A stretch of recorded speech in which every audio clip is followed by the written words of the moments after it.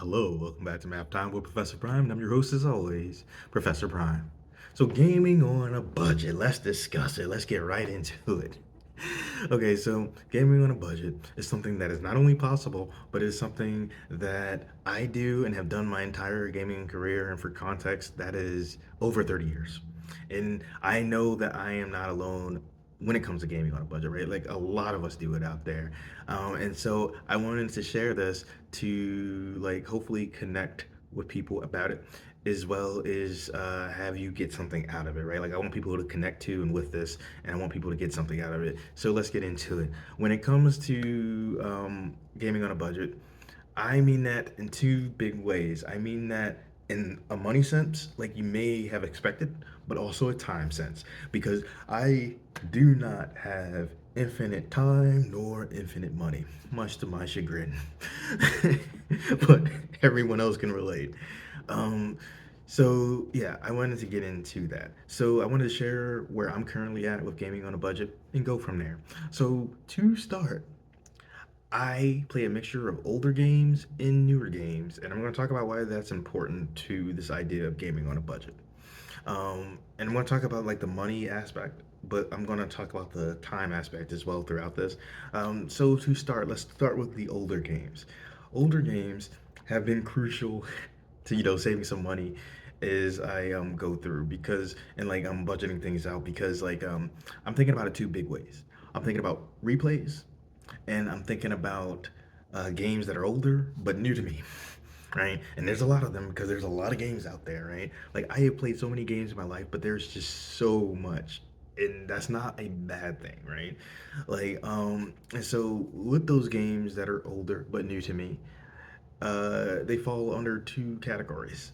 So there's ones that are already in my back catalog, like I already own them, and so like it's costing me no additional money to go through those games and play them. And then there are the ones where it's like, hey, I don't own them yet, but they are typically cheap or potentially cheap, or right, like I'm getting them uh, when it comes to like a sale or deal, and I wanted to get into the sale deal thing a little later, right? But that's the idea, right? And then for games that I'm replaying, I naturally don't have to spend money there too, and so that helps, right? Um, and then for like newer games, it's like I don't feel the need to get a game at launch usually, right? Like it's rare that I get a game at launch. It typically has to be a game that like is part of a series that I'm very familiar with, right? Or a game that I have like done a little research on, hopefully avoided some spoilers on. But that's the idea when I take a risk like that. Um, but I don't usually need to buy a game at launch. And the same thing goes for consoles. And like with consoles, like I've been around for a minute. Most of the time, like when it comes to a new console, like maybe they have a few good launch titles, but it usually will take years to pick up some steam, right? And so I keep that in mind too, where it's like, look, not only can I not afford this right now, but it doesn't really make sense for me even if I could. Right? Maybe some people are out there in a position where they can just, go and buy new games and new consoles like that. That's fine, that's fair. I get it. But for me, it's like I'm usually like, hey, is there something that I really want with this? And it's like usually no, I can wait. Um, so like having that idea is useful to me, like the games that I play and my expectations and wants, right? Like so, it's that idea, and we'll talk about more. But I wanted to start there, right? Like I play a mixture of older and new games, and that is useful to save up money. That is useful for managing my expectations when I want to go out and buy games. And sales and deals, they help tremendously, and we're living in an interesting time for that. Because right, like now for years, it's not a surprise that like to hear about like Steam and all their sales, but like a lot of stores I feel like had to be competitive with that, and so you can get a lot of different like sales and deals on various platforms, right? Like because again, like you have Steam, like I mentioned before, but like you have like sales and deals on like PlayStation Store, my Nintendo Store, Xbox Game Pass. There's so many different options with that these days. It's a double-edged sword. So when you go in there with a plan. Like if you're going to spend some money, have an idea of like the amount of money that you want to spend. That's how I approach it. It's like, look, maybe I'm coming in here, maybe I'm just like looking, and maybe I want to spend just a little bit of money. But like, if I really, really want to be cautious, it's like, look, I know how much I make.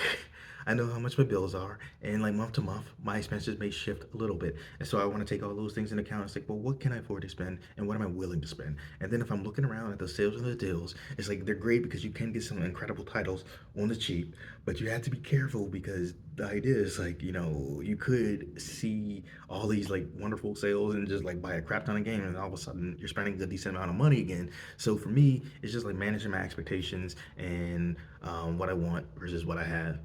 And so that's a big thing, right?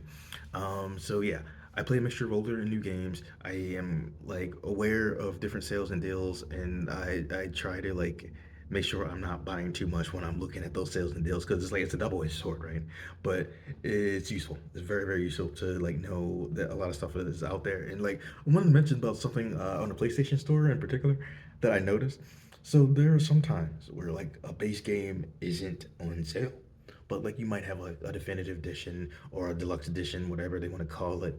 But typically the versions that have a lot of DLC and stuff already included, you might find that on sale. Like I've seen it happen more than once, and it's to the point where I do look, right? Because like scroll down and like I look at the different editions that are available, and sometimes yeah, I'll see that the deluxe version is cheaper than that base version, which isn't on sale, but or rather the deluxe version will be on sale where that base version isn't. Why does that happen? I'm not sure, but it happens. It's just like something to keep in mind. But yeah, so with the money part of it, that's a big thing. It's like I have how I play, but I also have different things that I'm considering, right? Like because I do have to consider what I'm making in any given time period. And like let's if we just focus in on the month, it's like, hey, I know what I'm making during the month. I know what I have to pay out in terms of like rent, in terms of electric, in terms of like gas and all that. And I know roughly where my groceries are going to land, right? And if nothing else, I can always budget and say like, hey, I'm not spending more than this amount, right? And of course, things do pop up, and that adjusts, where I'm at. So when I look at what's left over and what else I might have to spend, it's like, hey, I have what I can work with gaming. Or if I need to lay low for a while, it's like, hey, I can save this stuff for later.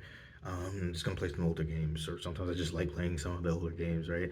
Because like I can pick up something like Metal Gear Solid, and I know I'm having a good time. And this kind of gets into the money, and now the time part, right? Because like if I'm looking at replays, for instance, right? I know what I'm getting. I know that some of those games that I have are just going to be games that I can come back to time and time again.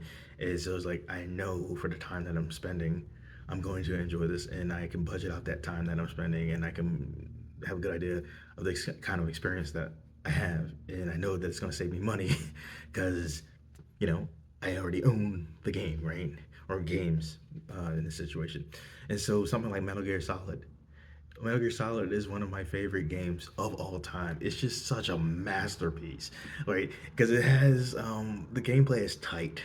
It has wonderful voice work, wonderful music, and it's dripping with atmosphere, and you feel all of it. It's stellar.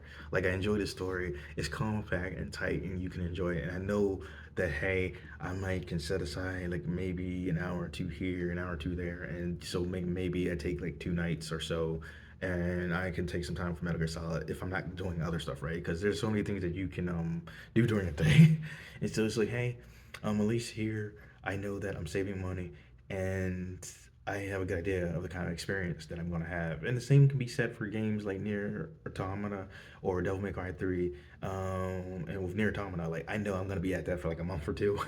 I'm going to be saving money and I'm going to be enjoying myself. Like, and with Devil May Cry 3, it won't be as long as Near Automata, but I know I'm going to spend several days on that. I know I'm going to have some fun with it. Um, so that's like when I look at replays, they're useful because I know that when I allot the time, I'll be getting something out of it. I know that I'll be saving money. And when you look at time in that big picture, I think like it's like it makes new games like tricky, but you're taking a risk, right? So it's like um, when I think about like a new game, it's like, well, how much time am I going to get out of this game? like how many time, sorry, how much time am I putting in, and what kind of experience that I'm going to get out of it. Sorry, or rather, what kind of experience am I going to get out of it? And for games that you haven't played, you do not know. Now, I do think it's something to be said for like looking up reviews or talking to people who have played it and try to avoid spoilers because that may give you a good idea. Or if you know how you play, you know what you're into. Like, say for RPGs, I know unless it's like a really, really awful RPG, I'm probably gonna have a decent time, right? Now, there's some RPG that just like blow everything out of the water, right? But like even a mediocre RPG is probably gonna be a decent enough time for it, and so that is a factor. Like, it's not always like the deciding factor, but it helps, right? Like if you know what kind of genres you're into or what kind of games that you've played. Because here's the thing, right? Like we're putting in time and we're putting into money into the games that we play. Um, but we have to like weigh the risk in it, right? Because like there's only so many hours a day. And so for me, it's like I go for stuff where I'm pretty sure, or if I'm gonna take a risk, then I have that understanding. And I think one of my big things too is like I when I'm looking for new games these days, like again, it's rare that I get a game when it comes out or pay full price. So I will go through sales and I go through deals and I can get a game for like $5, right? And if I go through that and I'm like, hey, this is a game where it looks like I will like it, I can take that risk. And if it's something that I don't like, then I don't feel particularly bad about that. I don't feel like I wasted my time because or my money because like, hey, I spent $5 and maybe I got like an hour or two out of it. Now me, preferably, I like to like at a minimum, if I got like an hour out of every dollar that I spent, I don't think it's as bad as it could be. And that's just like to give you an idea of like where I'm at. But it's not always a neat translation because like if I am spending like say $5 on a game and I get 5 hours, but those 5 hours are crap, then maybe that's not so nice. But more often than not, it's like hey, if I don't continue in a game and I spent like $5 on it, I got 5 hours with it, and it's not the worst thing in the world. It's like okay, yeah, I don't feel bad about that. But sometimes, so you might just encounter some bangers. So it's like it's interesting to consider these things, and that's just like where I'm at, right? Like so, I'm playing older games, I'm playing newer games. I'm considering my time and my money and what I'm getting out of that as far as the game is concerned, and all of that. To me, it helps me like budget out my time and my money for gaming.